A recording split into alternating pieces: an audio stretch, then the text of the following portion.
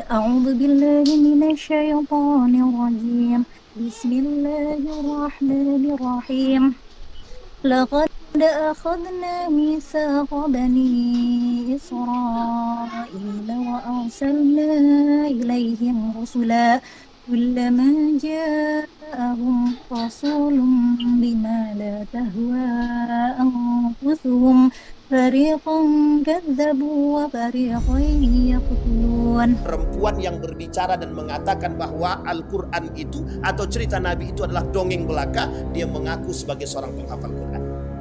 Uniknya dia tak berjilbab lagi sekarang, dan dilakukan uji coba tes Quran sama beliau, dan ternyata bisa. Sehingga mohon maaf, nambah kekaguman orang-orang yang cinta dengan fans berat dengan liberal. Apa kata orang liberal? Wah, itu yang benar. Hafal Quran dia biasa-biasa aja dengan agamanya dia, dan dia menolak cerita-cerita yang fiksi di dalam Al-Quran. Didukunglah oleh sebagian orang-orang yang mohon maaf imannya tidak ada. Baik, Bapak Ibu sekalian yang berbahagia, di dalam perang pemikiran ada metode yang mereka lakukan untuk, atau taktik yang mereka lakukan untuk mendangkalkan akidah kita dan menjauhkan kita dari nilai-nilai agama dan menjauhkan kita dari nilai-nilai Qur'ani. Salah satu cara yang dia lakukan adalah tashkik, atau strategi yang mereka lakukan adalah tashkik. Sudah kita sampaikan dulu, membuat umat muslim itu ragu dengan agama itu sendiri, agama Islam itu sendiri. Itu satu.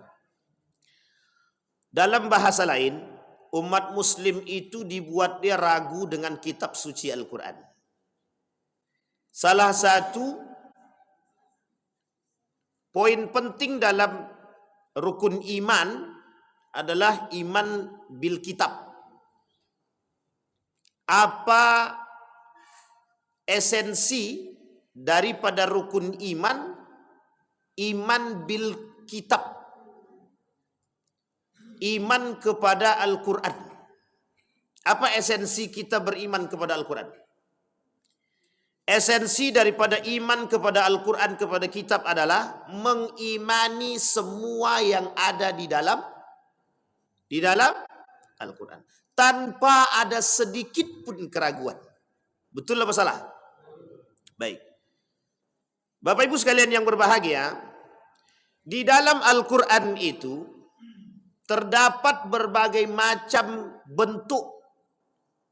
Ada yang sifatnya khabar tentang cerita akhir zaman, hari kiamat, para nabi terdahulu, kejadian-kejadian yang telah terjadi, kejadian-kejadian yang akan terjadi, dan menceritakan berbagai macam bentuk cerita, baik itu sifatnya hikmah, kebijaksanaan, perintah, larangan, dan lain sebagainya, beserta hukumnya. Ada semua di dalam Al-Quran. Kita umat mukmin diperintahkan untuk beriman. Maka disampaikan iman bil kitab, beriman kepada kita. Tetapi Bapak Ibu sekalian yang berbahagia, kalimat itu tidak sampai di situ. Kalimat itu tidak sampai di situ. Kenapa? Karena Allah juga menurunkan ayat-ayat di dalam Al-Quran yang itu merujuk kepada karakter manusia yang Allah nisbatkan kepada bentuk manusia-manusia yang lain. Maksudnya apa? Contohnya, ada ayat di dalam Al-Quran tentang manusia yang suka mengolok-olok. Siapa yang diolok-olok oleh manusia? Al-Quran itu sendiri. Baik Bapak Ibu, saya ingin katakan kepada Bapak Ibu semua, ada orang yang suka mengolok-olok Al-Quran. Tadi ayatnya sudah kita bacakan. Wa idza alima min ayatina syai'an ittakhadhaha huzwa ulaika lahum adzabun muhin. Kata Allah, dan apabila dia mengetahui sedikit tentang ayat-ayat kami, maka ayat-ayat itu dijadikan olok-olok. Merekalah yang memperoleh azab yang sangat pedih atau yang menghinakan. Baik Bapak Ibu, saya sudah mulaikan dari awal, dari ayatnya. Sekarang saya ingin angkat kasusnya Bapak Ibu. Beberapa hari belakangan ini muncul video tentang seorang wanita yang kemarin kita pernah kritik. Video tersebut tentang seorang wanita yang mengatakan buat apa menjadi penghafal Quran, tak ada guna. Sekarang beliau buat video baru. Videonya adalah semua cerita tentang nabi-nabi di dalam Al-Quran hanyalah dongeng belaka. Baik Bapak Ibu, kalimat ini, sebelum kita sampai pada kalimat itu, saya ingin katakan kepada Bapak Ibu semua, di dalam Al-Quran setidaknya ada 9 ayat yang ditemukan yang berbicara tentang kalimat asatirul awwalin. Sampai di sini paham Bapak Ibu? Bisa dilihat, dimengerti? Apa arti daripada asatirul awwalin? Idza tutla alaihi ayatuna qala asatirul awwalin. Kita artikan. Apabila dibacakan kepadanya ayat-ayat kami, ia berkata ini adalah dongeng-dongengannya orang-orang dahulu kala. Mereka katakan bahwa ayat Al-Quran itu dongengnya orang-orang dahulu. Yang berkata ini Yahudi dan Nasrani. Ada 9 ayat di dalam Al-Quran tentang kalimat asatirul awwalin. Mereka menganggap apa yang ada di dalam Al-Quran itu hanya dongeng-dongeng belaka. Hanya sekedar dongeng. Bentuk atau wujud cara mereka untuk mengolok-olok ayat Al-Quran. Setelah mereka katakan tidak ada gunanya menghafal Al-Quran, menjadi penghafal Quran itu tidak baik, tidak bermanfaat dan lain sebagainya. Mereka hinakan para penghafal Quran dengan mengatakan tingkat pemahaman yang sangat rendah sekali. Oke. Tapi kemudian muncul pemahaman yang lain. Yang mereka katakan bahwa Al-Quran ini adalah sekedar cerita dongeng belaka. Kalau dia cerita dongeng, berarti cerita-cerita yang tidak ada realitanya, tidak ada kenyataannya. Maka ketika dihadapkan kepada mereka tentang cerita-cerita dalam Al-Quran, apa mereka kata? Mana buktinya? Mana arkeologinya? Mana peninggalannya? Mana sejarahnya? Sampai hari ini kata mereka, tidak ada satupun yang bisa membuktikan kenyataan cerita daripada Nabi Adam alaihissalam. Cerita daripada Nabi Nuh. Cerita Ashabul Kahfi. Sehingga kata mereka, itu sekedar dongeng yang dipetik ceritanya di dalam Al-Quran, yang diambil hikmahnya. Sekarang saya petik dari beberapa kaum liberal. Saya ambil satu pernyataan kaum liberal, dia nanti kita sampaikan 3 model saja. Dan 3 model itu coba kita bahas. 1, ada seorang profesor, hari ini sudah profesor ya, mengatakan kepada kami, dengan lantangnya dia kata begini, bukan masalah benar atau salahnya cerita di dalam Al-Quran, tetapi bagaimana cara umat muslim mengambil hikmah di balik cerita tersebut. Sampai di sini bisa dipahami Bapak Ibu? 1. Ulil Absar Abdallah dalam bukunya menuliskan tentang permasalahan cerita di dalam Al-Quran itu sangat tidak rasional. Masa iya hanya karena permasalahan sepele masyarakat atau manusia harus dihancurkan dan di bumi hanguskan? Seperti cerita Nabi Nuh. Masih ingat ya Bapak Ibu ya? Cerita Nabi Nuh itu gimana? Hanya karena tidak taatnya masyarakat kepada perintahnya Nuh. Nuh berdoa kepada Allah. Allah turunkan kepada mereka azab yang sangat pedih gitu deh. Kata Ulil Absar Abdallah, tidak masuk akal itu. Masih ingat ya kalimat ini ya? Itu Ulil Absar Abdallah yang bilang. Saya coba buka kembali lembaran-lembaran terdahulu. Saya buka bukunya Manak Khalil Kahtan tentang ulumul Quran dalam bahasan cerita-cerita di dalam Al-Quran. Kita temukan Pak, ternyata bukan hanya itu. Itu baru bagian kecil saja orang-orang yang telat membahas Al-Quran. Ternyata ada yang lebih dahsyat daripada itu. Apa yang lebih dahsyat? Mereka mencoba mengotak-atik ayat Al-Quran. Mereka mencoba mengotak-atik, memunculkan formulasi yang baru bagaimana cara mentafsirkan ayat Al-Quran yang bisa menyesuaikan kondisi zaman. Baik, sekarang yang ketiga pernyataan mereka. Ini saya ambil 3 saja karena banyak sekali. permasalahan mereka tentang Al-Quran. InsyaAllah kita lanjut. Apa kata mereka yang ketiga, pernyataan mereka tentang Al-Quran? Al-Quran ini sangat tidak relevan lagi dengan keadaan zaman dan perlu adanya pembaharuan dari beberapa ayat-ayat dalam Al-Quran untuk menyelaraskan kondisi zaman. Oke Bapak Ibu ya, 3 poin. Sudah bisa dipahami 3 poin ini? Baik, sekarang kita coba bahas.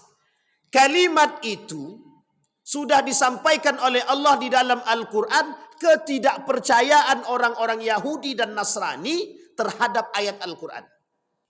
Kita ambil cerita Isra wal Mi'raj. Bentar lagi kan? Cerita Isra wal Mi'raj itu cerita perdebatan para ulama terkait kebenaran cerita-cerita di dalam Al-Quran. Apa kata mereka? Isra wal Mi'raj itu tidak bisa dipercaya oleh akal. Makanya mohon maaf Bapak Ibu, Isra wal Mi'raj itu yang percaya kepada cerita itu siapa? Cuman 1 orang. Pada masa itu, yang keimanan mereka sudah terjamin, yang percaya cuma Abu Bakar. Sisanya, itu zaman dulu. Nabi masih hidup. Kalau sekarang, di otak-atiknya otak kita, agar kita meragukan ayat Al-Quran tadi. Jangankan permasalahan itu. Kalau kita temukan ayat-ayat di dalam Al-Quran, banyak sekali ayat-ayat yang menurut mereka tidak bisa diterima oleh akal. Baik. Sudah bisa kita pahami Bapak Ibu? Kita ambil permasalahan tadi, kita bahas satu-satu.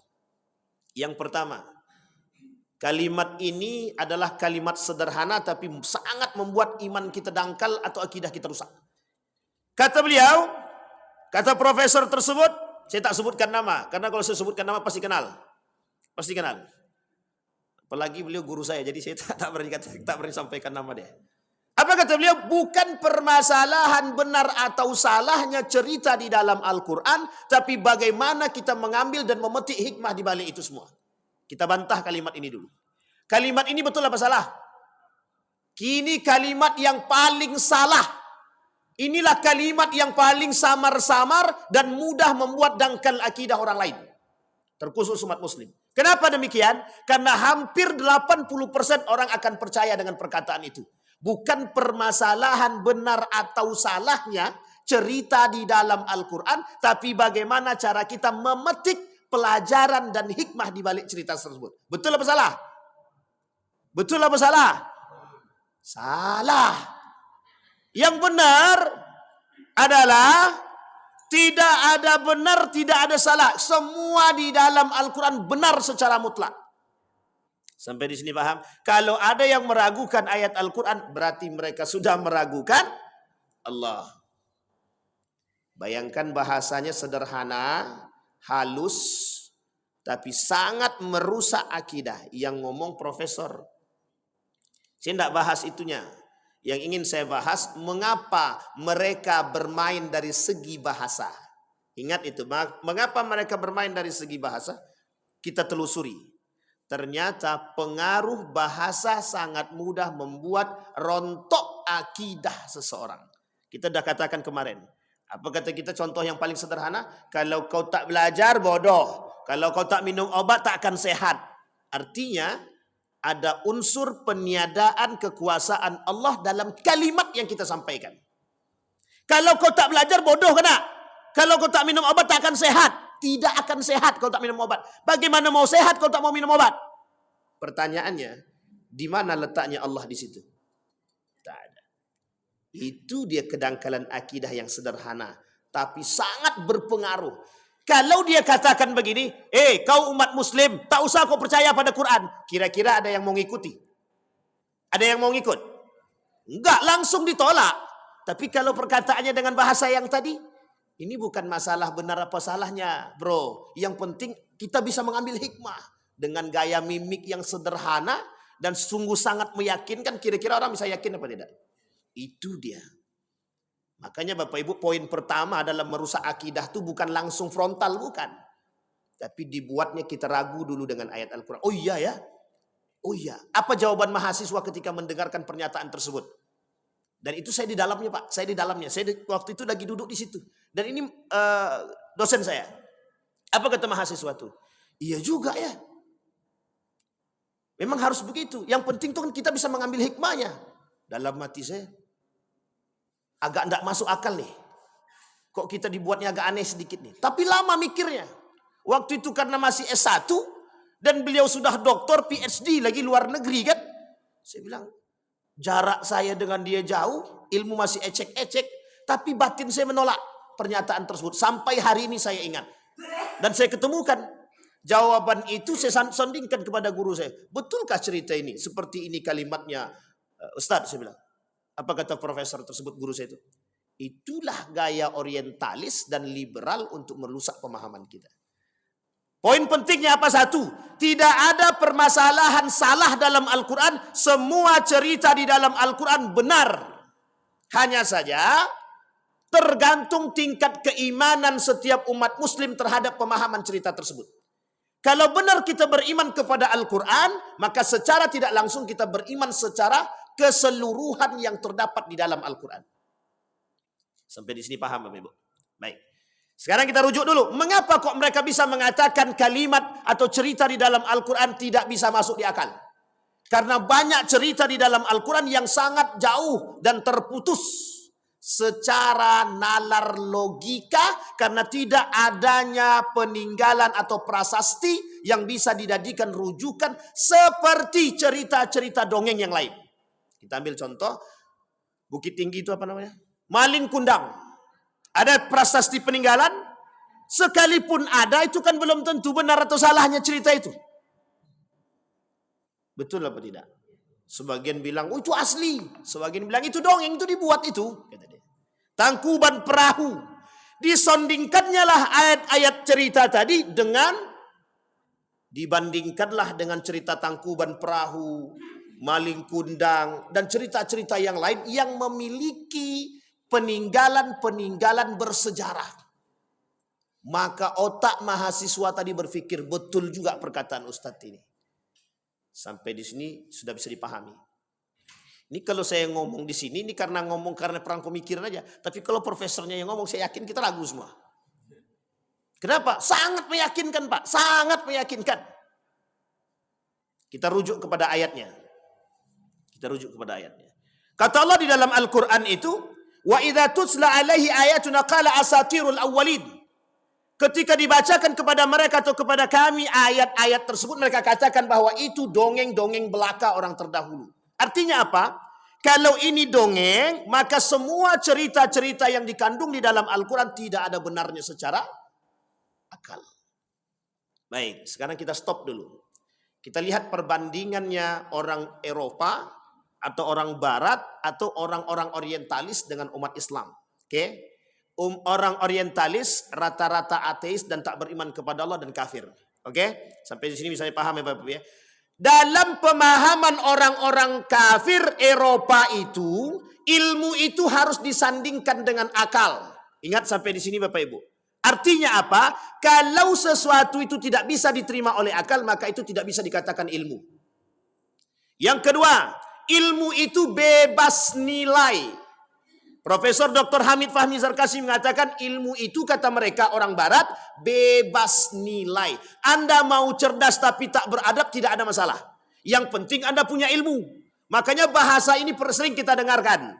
Apa bahasa yang sering kita dengarkan? Tidak ada masalah kau sombong, yang penting kau pintar.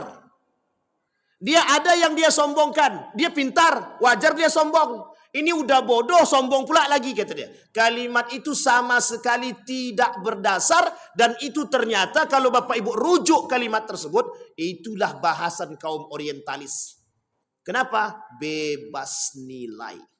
Sekarang saya tanya, dalam Islam, semakin tinggi ilmunya semakin apa? Harus semakin apa dia? Kalau bahasa ilustrasinya semakin berilmu semakin seperti ilmu padi, kata dia kan. Semakin berilmu semakin salah. Yang benar, kalau dia berilmu dengan keimanan.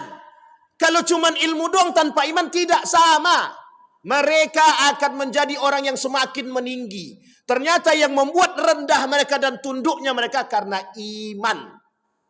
Sampai di sini bisa dipahami Bapak Ibu ya. Semakin berilmu dia dan beriman dia, barulah dia dikatakan semakin merunduk. Karena kalau tak beriman, dia tak akan merunduk-merunduk dia. Tak akan merunduk. Ternyata yang bisa menundukkan kesombongan dalam diri kita adalah iman. Kalau bukan karena iman, tidak mungkin syahwat itu turun. Hawa nafsu itu turun. Artinya apa? Hanya orang-orang yang beriman yang bisa menundukkan hawa nafsu. Kembali kepada poin tadi. Di dalam Islam, ilmu itu tidak bebas nilai. Semakin tinggi tingkat keilmuan seseorang, seharusnya semakin berakhlak, semakin beradab. Harusnya. Makanya Imam Al-Ghazali bilang, di dalam kitabnya Asnaful Maghrurin, kata Imam Al-Ghazali, Asnaful Maghrurin itu orang-orang yang tertipu. Ada 4. Satu di antara orang-orang yang tertipu tadi, satu di antaranya adalah ulama atau alim, orang berilmu. Orang yang Kenapa kok mereka tertipu? Saking tinggi ilmunya, ketinggian ilmu mereka, tapi mohon maaf, bisa dibeli oleh dunia. Artinya, tinggi ilmu nampak duit, jadi tak berilmu. Jadi tidak akhirnya turun ilmu dia. Karena duit. Jangan salah Bapak Ibu, kalimat ini pernah kita dengar. Apa kata mereka? Kami sudah belajar mati-matian dan kami sekolahnya jauh. Masa dihargai cuma segini? Ingat itu kalimatnya. Itulah yang disebut dengan asnaful maghrurin, orang yang tertipu. Orang berilmu tapi ditipu oleh dunia. Kata Imam Al-Ghazali, gharratshumul hayatud dunya. Mereka ditipu oleh kehidupan dunia. Kembali kepada poin tadi Bapak Ibu. Dalam Islam, ilmu itu tidak bebas nilai. Artinya, semakin berilmu orang tersebut, maka seharusnya dia semakin berakhlak dan beriman. Dan semakin berilmu dia, kenapa dikatakan merunduk? Semakin dia berilmu, semakin dia belajar, semakin bodoh. Kalau ada orang semakin belajar, semakin pintar dia, berarti itu belum sampai makomnya. Karena kalau semakin belajar dia, semakin sadar dia bahwa ilmu itu semakin luas. Saya ambil pernyataan Profesor Dr. Yunahar Ilyas. Apa kata beliau? Setelah kami pelajari ilmu tafsir ini, ternyata masih banyak ilmu-ilmu yang lain yang belum kami ketahui. Jadi kami ini cuma berpatokan pada satu ini saja, dah habis waktu kami hidup. Begitulah para ulama Bapak Ibu. Saking luasnya ilmu tadi, dia cuma nampak satu ilmu. Setelah dia pelajari satu ilmu ini, tak sempat lagi nak mempelajari yang lain. Kita ambil contoh. Ketika Dr. Mawardi Muhammad Saleh menghabiskan waktu hidup, dia belajar selama di Madinah hanya untuk membahas mazhab Syafi'i. Sementara masih banyak persoalan-persoalan yang lain yang mohon maaf, dengan hidup dia yang sekian lama itu di sana, belum sempat dibahas. Hanya baru satu, fikih mazhab Syafi'i. Coba bayangkan saking luasnya ilmu. Nah, tapi tak berlaku bagi orang barat itu, tak berlaku. Kata orang barat, yang harus diangkat itu bukan iman. Karena tidak ada dalam diri mereka religiusitas, itu tak ada. Karena dalam diri mereka itu, yang ada hanyalah akal. Sehingga mohon maaf Bapak Ibu, akal itu menjadi Tuhan bagi mereka. Nah, inilah dampak daripada pembelajaran filsafat. Meskipun seharusnya tidak begitu. Tapi dampak daripada pembelajaran filsafat itu. Immanuel Kant mengatakan, ini kita ambil sedikit teori barat ya. Immanuel Kant mengatakan, akal itu lebih tinggi daripada wahyu. Sekarang saya tanya Bapak Ibu, akal lebih tinggi daripada wahyu atau wahyu lebih tinggi daripada akal? Oh ya jelas, Bapak Ibu bilang wahyu lebih tinggi daripada Al-Quran, karena habis belajar kan. Tapi coba kita berhadapan dengan mereka. Akal lebih tinggi daripada wahyu atau wahyu lebih tinggi daripada akal? Akal lebih tinggi daripada wahyu. Kenapa? Wahyu disandarkan pada sini, iman. Tak ada realistisnya, tidak ada logikanya. Sementara akal semua menalar dengan gaya yang logik, yang bisa diterima oleh akal. Kalau tak bisa diterima oleh akal, kami tidak bisa terima. Termasuklah cerita-cerita di dalam Al-Quran yang kita sampaikan. Sekarang saya tanya Bapak Ibu, di mana letak prasastinya Nabi Adam? Oh, ada di Jeddah pusat, sepedanya besar. Itu bukan replika itu. Tahu Bapak Ibu gentong besar itu kan? Bang Endar sudah pasti sampai ke sana dan nengok tuh. Apalagi Pak Haji Oidah, kerjaan itu aja nengok itu kan. Sebesar itu di Jeddah itu kan, sepeda tinggi segala macam kan. Itu replika. Itu tak masuk akal itu cuma replika saja. Ditengoknya kuburan Nabi Siti Hawa, kok panjang sekali gitu deh. Berarti manusia zaman dulu panjang-panjang mungkin lah ya. Tapi adakah peninggalan Nabi Adam yang bisa dipetik? Kata mereka tak ada. Sehingga mohon maaf Bapak Ibu, untuk mempercayai cerita Nabi Adam itu harus dengan apa? Nah, baik, saya kasih tahu Bapak Ibu. Dia ada 4 poin untuk membuktikan kebenaran cerita di dalam itu. Kebenaran sesuatu itu terkait pada 4 poin. Saya ambil 2 saja. Yang pertama, al-hawas, pembuktian secara panca indera. Salah satunya adalah dengan melihat prasasti peninggalan sejarah. Sekarang saya tanya, ada enggak peninggalan Nabi Adam? Ada enggak peninggalan Ashabul Kahfi? Ashabul Kahfi itu diceritakan saking hebatnya Ashabul Kahfi tadi. Berapa lama tinggal di dalam goa itu? Berapa tahun? Bukan puluhan tahun itu. Hidup lagi kemudian terbuka goa tadi, sudah berubah masa, generasi. Kemudian Allah matikan mereka.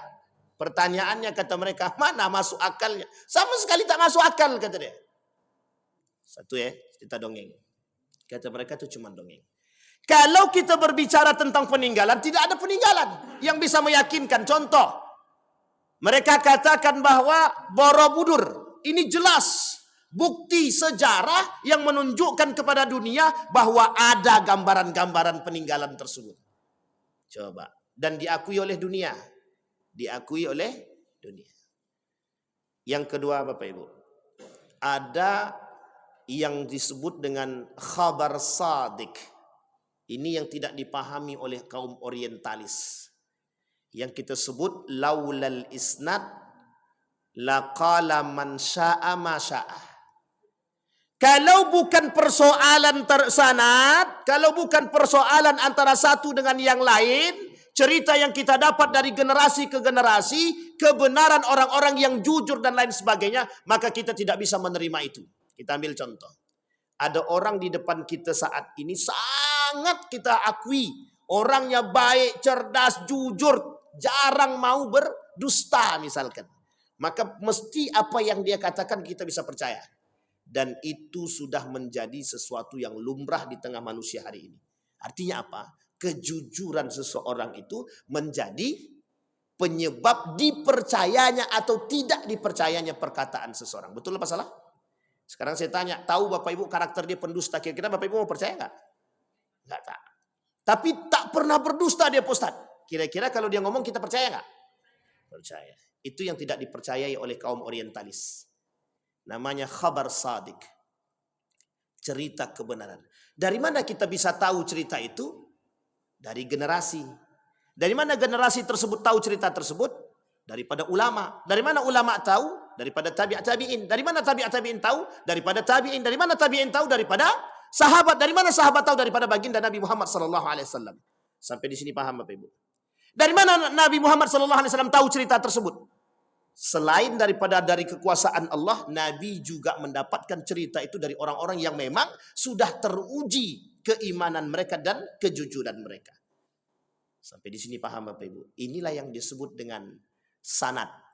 Pentingnya sanad untuk mengetahui kebenaran. Dan itu oleh kaum orientalis ditolak secara mentah-mentah. Kenapa kita katakan mereka menolak itu?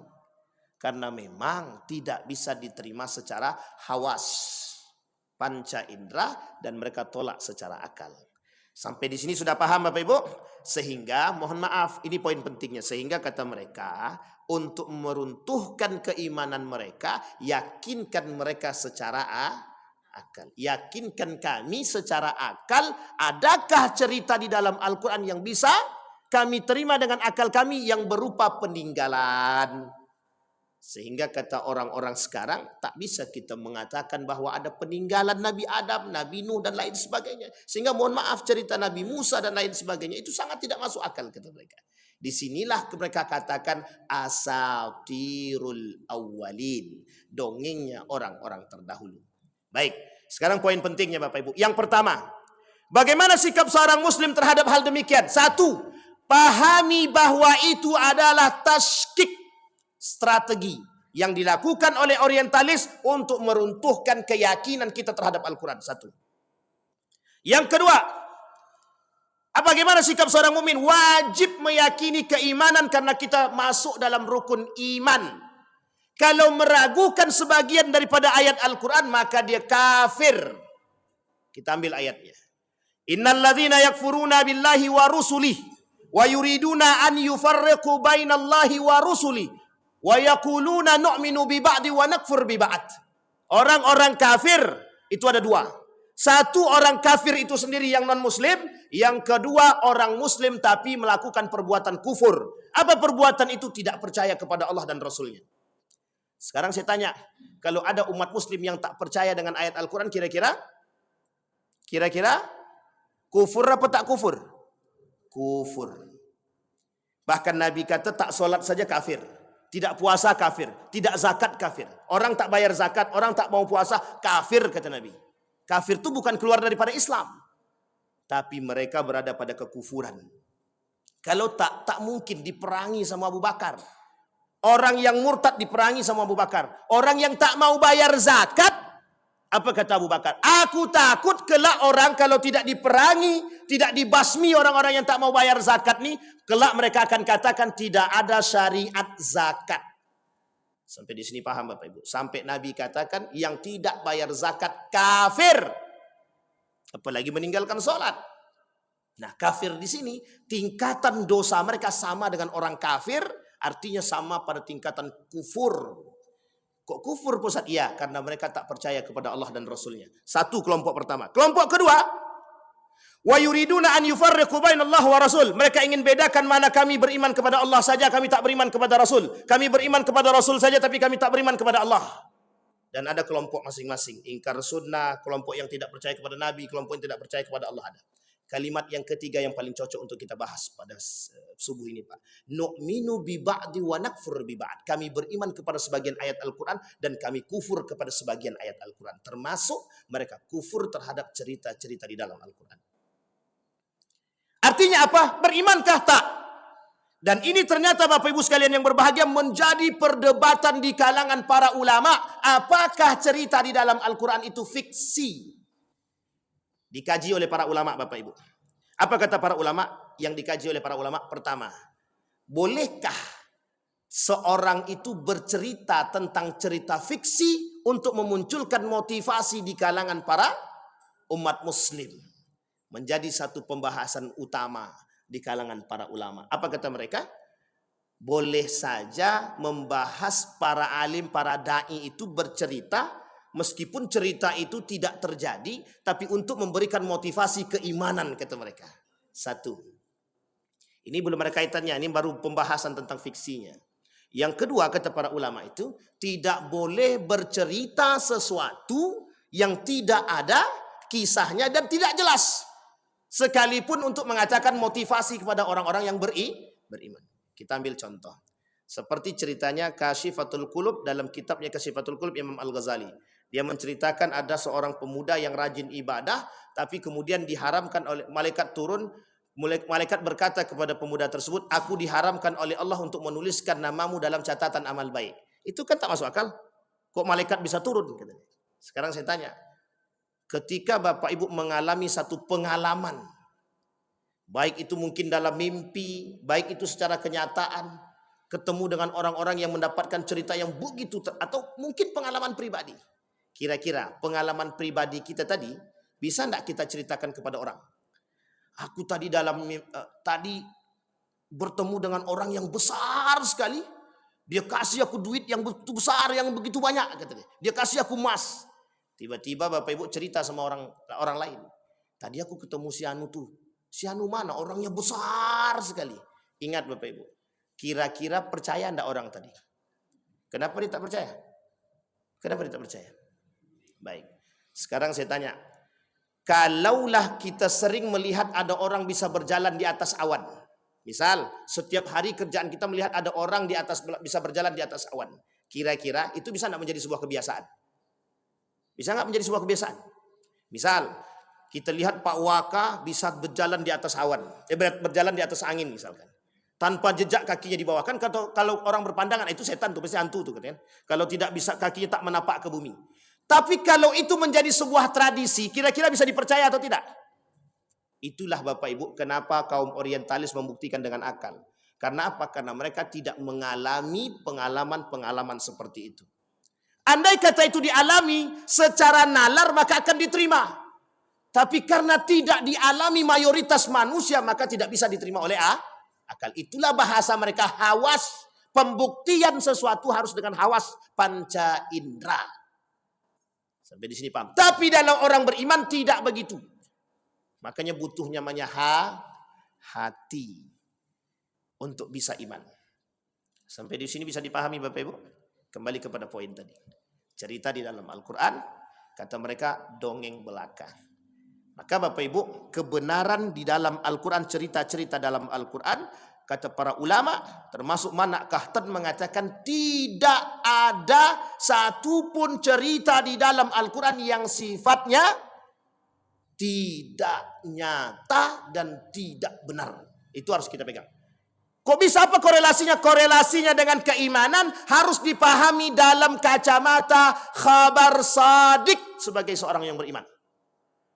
Maka kalau kita tak bahas secara khabar sadik, tak bisa kita terima. Tradisi itu bisa mengubah. Tradisi itu bisa suatu saat bisa menjadi hukum. Kalau bahasa fikihnya atau usul fikihnya begini. Al-adah al-muhakamah gitu. Kebiasaan itu bisa menjadi satu hukum. Kalaulah semua orang di muka bumi ini berjalan di atas angin, semua akan katakan itu biasa gitu. Tapi kalau itu cuma langka dan hanya dialami oleh personal saja, maka mereka akan katakan itu tak masuk akal gitu. Sampai di sini karena dia tidak merasakan. Tapi bagi sebagian, nah kita ambil Bapak Ibu satu. Ada seorang namanya Neidul Ghazam yang sering saya ceritakan di sini. Orientalis yang mempelajari ilmu astronomi kemudian dia masuk Islam. Itu pengalaman pribadi. Bagaimana dia masuk Islam bukan karena ayat astronomi saja. Antara lain adalah bagaimana ketika dia bertadabbur dengan ayat Al-Quran, dia temukan poin penting di dalam Al-Quran menjadi kunci bagi dia untuk masuk ke dalam Islam. Ternyata apa? Al-Quran sudah berbicara tentang hal tersebut 1400 tahun yang lalu dan dia baru bercerita dan baru menemukan itu. Sehingga apa kata dia? Asyhadu an la ilaha illallah. Pertanyaannya adalah, itu bisa diukur nggak tuh? Yang kayak gitu bisa diukur nggak? Nggak bisa diukur. Makanya pengalaman pribadi tidak bisa tidak bisa. Baik Bapak Ibu. Nah, oleh para ulama, oleh Allah di dalam Al-Quran, orang-orang yang mengatakan ayat-ayat tadi asatirul awwalin, mereka telah mengolok-olok ayat Al-Quran. Inilah karakter manusia munafik. Sampai di sini paham Bapak Ibu? Saya tak katakan mbak-mbak yang bercerita itu munafik ya. Saya tak katakan. Tapi karakter kemunafikan itu adalah orang yang tidak percaya dengan Al-Quran. Bahkan Allah kata, nu'minu bi ba'di wa nakfur bi ba'd. Akan ada orang-orang golongan-golongan manusia dari kalangan umat muslim itu yang beriman kepada sebagian ayat Al-Quran, tapi mereka kemudian sebagian lagi kufur. Ternyata betul, terbukti perkataan Allah itu. Dan uniknya lagi, pada poin yang kedua, asatirul awwalin, dongeng-dongeng itu sudah Allah sampaikan di dalam Al-Quran 1400 tahun yang lalu, diulang oleh manusia yang sekarang. Diulang oleh manusia yang sekarang di tahun 2024 akhir. Coba. Berarti berapa jauh jaraknya itu? Jauh sangat. Artinya apa? Kenapa kok jauh? Karena kata Allah cerita itu akan terus berulang. Akan muncul manusia-manusia yang memang tidak mau percaya terhadap Al-Quran. Kita lihat Bapak Ibu. Ada enggak hadis Nabi yang berbicara tentang tanda hari kiamat itu? Salah satunya orang yang tidak mau berpegang teguh dengan Al-Quran. Kata Nabi, ala inna min asyratis sa'ah an tutlal masnad fala yujad man yughayyiruha qila lahu wa amal masnatu qala maktutiba min kitabin ghairil Qur'an wa fi riwayatin ma kutiba siwa kitab Allah. Ketahuilah, di antara tanda-tanda hari kiamat adalah dibacakannya al-masna, dan tidak ada seorang pun yang dapat melarangnya. Maka ditanyakan kepada beliau, apa itu masna? Beliau menjawab, kitab-kitab yang ditulis selain daripada Al-Quran. Sekarang kita lihat. mana sandaran yang paling kuat hari ini? Mohon maaf ya, dalam dunia akademik, kalau dia tulisan tersebut tidak bisa diterima dengan secara, mohon maaf, secara ilmiah, mereka tolak secara mentah-mentah. Makanya mohon maaf Bapak Ibu, nah, ini ada prof di samping kita nih. Tanyalah sama, sekarang lagi gencar-gencarnya dosen-dosen itu Scopus. Uniknya Scopus tuh bisa dibayar hari ini. Saya pernah duduk dengan para, mohon maaf saya anggap itu kaum orientalis lah. Bukan kaum orientalis, kaki tangannya orientalis lah gitu. Saya dulu Bapak Ibu pernah duduk, kemudian menjadi staf jurnal. Dan ada satu artikel yang menurut saya bagus ketika itu karena dia banyak membahas tentang Al-Quran. Datanglah 3 dokter ketika itu. Yang satu lulusan Amerika, yang satu lulusan Belanda, yang satu lulusan Australia. Apa kata mereka? Ini kepada saya Bapak Ibu, apa kata mereka? Yang kayak gini tulisan-tulisan banyak ayat Al-Quran ini, buang. Tidak bisa masuk. Ngapa pula Quran dibahas-bahas? Kita harus cari logikanya. Kita harus cari keilmiahannya. Kalau kayak ini yang kita bahas ada guna, kata dia. Itu depan saya Bapak Ibu ngomongnya. Awak sendiri Bapak Ibu. Baru S2 baru. Apa kata mereka? Kau baru S2 katanya. Coba. Saya pernah berdebat dengan mereka itu tentang Syiah. Apa kata dia? Ini kaum liberal nih Bapak Ibu. Karena memang waktu itu hari-hari saya dengan teman-teman liberal itu. Apa kata mereka? Mana ada peran ulama Sunni dalam kemerdekaan Republik Indonesia? Kata dia. Yang paling besar itu peran ulama Syiah kata dia. Saya bilang kok bisa begitu? Saya lihat tunjukkan buku, apa jawaban beliau? Udah, kau belajar dulu aja. Kau kan belum selesai S2-nya katanya. Kebetulan saya memang belum selesai, baru mau menyelesaikan. Apa kata dia? Kunci jawaban mereka di akhir, selesaikan S2-mu. Kami sudah PhD. Kami sudah doktor. Masa doktor melawan S2 melawan doktor? Itu kunci akhirnya. Padahal tidak begitu. Sampai di sini paham Bapak Ibu? Maksudnya apa paham? Kalau mereka sudah tidak bisa membuktikan, akhir kata apa? Mencari titik kelemahan personal. Sampai di sini paham Bapak Ibu? Itu kunci Bapak Ibu. Coba bayangkan, membuat kita ragu itu paling mudah sangat terhadap Al-Quran. Maka poinnya ke dalam perang pemikiran tadi saya katakan tashkik, membuat kita ragu dengan ayat Al-Quran. Baik, kembali kepada poin tadi Bapak Ibu. Nah sekarang, bagaimana cara kita mengimani? Poin kedua adalah wajib bagi setiap muslim beriman kepada ayat Al-Quran. Mau itu ceritanya bisa diterima oleh akal ataupun tidak bisa diterima oleh akal. Perdebatan para ulama tentang Isra wal Mi'raj dengan kaum orientalis salah satunya Bapak Ibu. Salah satu di antara cerita yang mereka tidak bisa terima selain daripada Ashabul Kahfi adalah cerita tentang Isra wal Mi'raj yang sebentar lagi mau diperingati oleh umat muslim. Di mana letaknya katanya? Di mana letak logikanya satu malam habis segala macam? Ternyata ada seorang ilmuwan yang melakukan penelitian kecepatan cahaya dan kecepatan cahaya itu sebanding dengan perjalanannya buruk di malam hari. Yang dilakukan penelitian oleh seorang ilmuwan muslim dari Amerika. Terbantahkan kalimat tersebut. Artinya masuk akal. Apa contohnya? Naik pesawat hari ini. Dari sini kita naik pesawat 2 jam kita sudah sampai ke Yogyakarta. Coba kita naik bis atau jalan kaki. Sekarang pertanyaannya, bisakah diterima oleh akal? Kalau zaman dulu tak bisa diterima karena tak ada pesawat. Tapi coba setelah ada pesawat, bisa tidak diterima? Kita ambil contoh yang paling sederhana begitu Bapak Ibu. Artinya apa? Sebuah kebiasaan itu bakal bisa menjadi membuktikan sesuatu yang tidak bisa dibuktikan. Sampai di sini bisa dipaham Bapak Ibu? Maka kata Allah ancamannya adalah maka celakalah bagi mereka yang mengatakan atau berdusta terhadap ayat Al-Quran. Poin kita yang ketiga, sikap seorang mukmin yakini bahwa orang yang mendustakan Al-Quran adalah orang-orang yang dilaknat oleh Allah. Dan mereka Allah masukkan ke dalam neraka jahanam. Kenapa kok bisa begitu? Karakternya masuk dalam kategori karakter manusia munafik yang oleh Allah, orang munafik Allah masukkan ke dalam neraka jahanam dan mereka berada di kerak-kerak api neraka. Fit darkil asfal minan nar. Wailun likulli afakin athim. Kecelakaanlah yang besar bagi tiap-tiap orang yang banyak berdusta lagi banyak berdosa. Kemudian yasma ayat Allah tusla alaihi thumma yusirru mustakbira ka'an lam yasma'ha fabashshirhu bi'adzabin alim. Apa kata Allah dalam Al-Quran?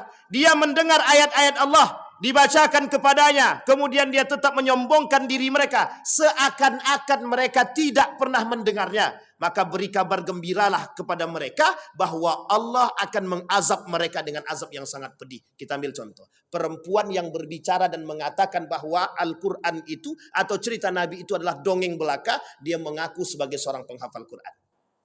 Uniknya dia tak berjilbab lagi sekarang. Dan dilakukan uji coba tes Quran sama beliau. Dan ternyata bisa. Sehingga mohon maaf, nambah kekaguman orang-orang yang cinta dengan fans berat dengan liberal. Apa kata orang liberal? Wah, itu yang benar. Hafal Quran dia biasa-biasa aja dengan agamanya dia, dan dia menolak cerita-cerita yang fiksi di dalam Al-Quran. Didukunglah oleh sebagian orang-orang yang mohon maaf imannya tidak ada.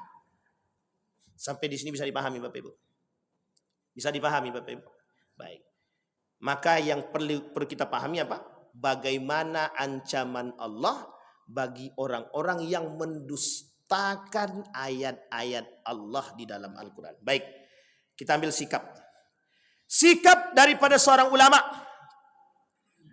Namanya Manna' Khalil Qahtan. Dalam kitab beliau Al-Mabahis fi Ulumil Quran.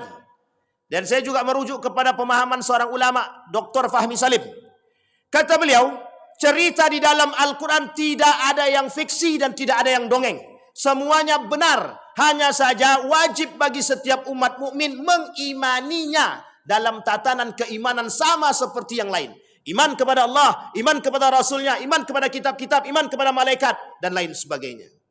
Kata beliau, kalaulah umat muslim itu beriman kepada sebagian ayat saja dalam Al-Quran, mereka termasuk orang-orang yang kufur akan Allah dan Rasulnya. Sampai di sini bisa paham Bapak Ibu? Itu sikap kita. Itu baru cerita satu saja, Asatirul Awwalin.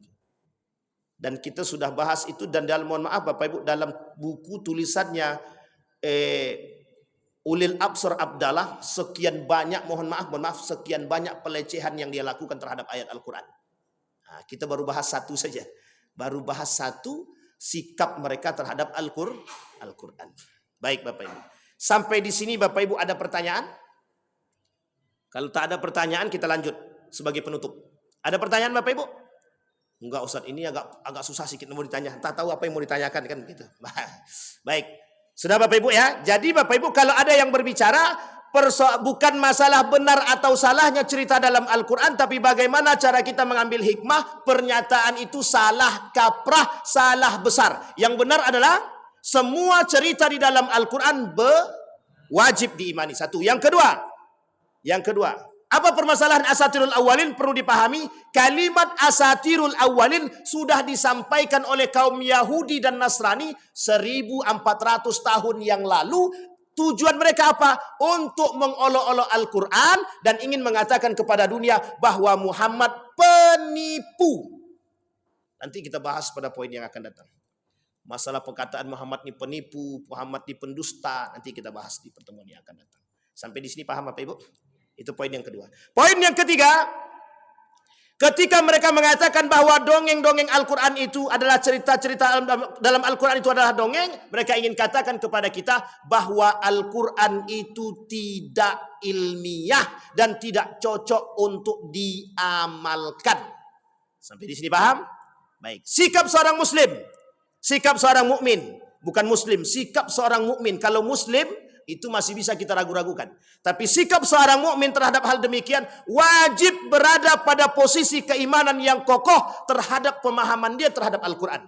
Kenapa? Rukun iman. Kata Said Hawa, salah satu yang merusak syahadat seseorang adalah ketika dia mengatakan bahwa Al-Quran itu bukan mukjizat. Ketika dia katakan bahwa Al-Quran itu didapati keraguan-raguan di dalamnya. Maka kata Allah mulai dalam surat Al-Baqarah itu la raiba fihi, artinya di dalam Al-Quran tidak ada keraguan-keraguan. Maka yang terakhir Bapak Ibu, apa yang harus kita pahami? Pahami bahwa hal tersebut pelecehan terhadap Al-Quran. Baik Bapak Ibu sekalian yang berbahagia, alhamdulillah mudah-mudahan di subuh hari ini dengan mengajukan bantahan terhadap pemikiran kaum-kaum liberal tadi, dia bukan tanpa dasar Bapak Ibu. Mohon maaf, bukan tanpa dasar sebenarnya. Kenapa mereka begitu? Butuh piti. Tahu Bapak Ibu maksud kata-kata saya itu? Nah, saya tak mengatakan jangan tersinggung, tapi memang begitulah. Masalahnya piti. Piti maswa. Piti maswa. Mohon maaf, jangan tersinggung kalau kawan-kawan yang lain ya. Karena memang begitulah keadaannya. Mohon maaf, itu sudah ada dana-dana tertentu oleh kaum-kaum tertentu yang memang sengaja merusak kita dari jalur-jalur. Jadi kalau dia perang kita secara langsung itu tidak mungkin. Karena mereka pasti kalah, jumlah mereka sedikit. Kalau mereka langsung berjihad dengan kita itu tidak mungkin. Kenapa? Karena masih banyak umat-umat muslim itu yang siap jihad. Makanya mereka rusak otak kita dulu, pelan-pelan. Nah, maka Bapak Ibu, ketika kita diperangi dengan otak, disitulah kita karang kabut. Kenapa? Banyak umat muslim itu yang tak kembali kepada Quran ternyata. Lebih banyak umat muslim itu kepada nalar akal mereka dan keinginan mereka, serta hasad mereka, serta syahwat mereka, serta nafsu mereka. Daripada kembali kepada keimanan mereka kepada Allah dan Rasulnya. Sampai di sini paham Bapak Ibu? Sebelum kita tutup, mari sama-sama kita berdoa kepada Allah.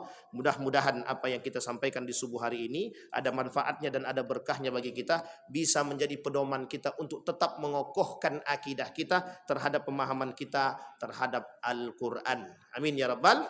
A'udzu billahi minasyaitonir rajim. Bismillahirrahmanirrahim. Alhamdulillahirabbil alamin. Hamdas syakirin hamdan na'imin. Hamdan yuwafi ni'amahu wa yukafi'u mazida. Ya Rabbana lakal hamdu kama yanbaghi li jalali wajhikal karim wa 'azimi sultanik. Allahumma shalli ala Muhammad wa ala ali Muhammad fil alamin innaka Hamidum Majid. Allahumma faqihna fid din wa 'allimna ta'wil. Allahumma ighfir lana dhunubana wa dhunuba walidina warhamhuma kama rabbayana shighara. Allahumma ij'al tajammu'ana tajammu'an marhumah waj'al tafarruqana min ba'dihi tafarruqan ma'sumah. Allahumma a'idna ala dzikrika wa syukrika wa husna ibadatik. Allahumma akhtimna bi husnil khatimah. Allahumma inna nas'aluka imanan kamila wa yaqinan sadiqa wa amalan salihan maqbula wa tijaratan lan tabur.